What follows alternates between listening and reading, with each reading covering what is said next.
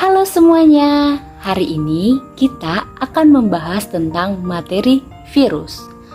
Yang kita pelajari di virus ini yaitu ada 3. Yang pertama, sejarah penemuan virus. Yang kedua, ciri-ciri virus. Yang ketiga, struktur tubuh virus. Nah, pasti salah satu dari kalian bertanya-tanya, apa sih virus itu? Kok nggak kelihatan tapi bisa menyebabkan suatu penyakit? Hari ini kita akan membahas tuntas mengenai virus. Virus kita awali dengan mengenai materi tentang pengertian virus. Virus berasal dari bahasa Latin yaitu virion yang berarti racun.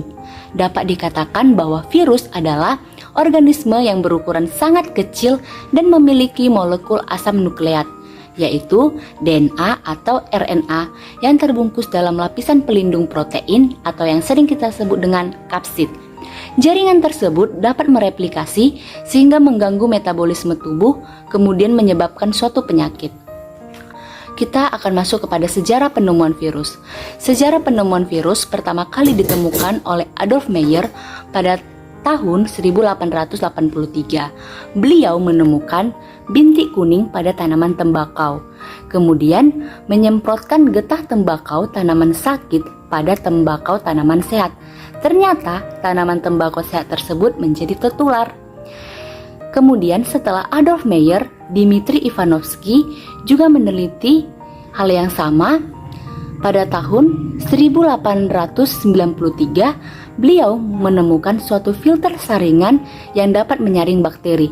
Namun, getah tersebut rupanya tetap menularkan penyakit ke tanaman tembakau sehat. Dari kedua penelitian tersebut, kemudian diteliti kembali dengan Martinus Beijerinck pada tahun 1897. Beliau menemukan patogen atau penyebab penyakit pada penyakit bintik kuning tembakau tersebut hanya berkembang biak pada makhluk hidup. Setelah penelitian Martinus, kemudian Wendell juga meneliti tentang virus pada tahun 1935. Beliau berhasil mengkristalkan partikel penginfeksi penyakit pada tanaman tembakau. Virus tersebut seperti yang kita kenal sebagai TMV atau Tobacco Mosaic Virus.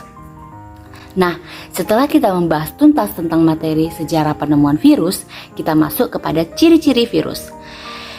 Ciri-ciri virus itu sangat banyak. Hari ini kita akan membahas hanya 6, tapi semuanya kita dapat membaca referensi lain. Yang pertama, seperti yang tertera pada slide, ciri-ciri virus bersifat aseluler atau tidak mempunyai sel.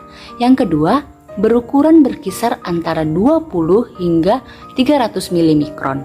Ketiga, virus hanya memiliki salah satu asam nukleat, seperti yang pada video tadi, DNA atau RNA saja.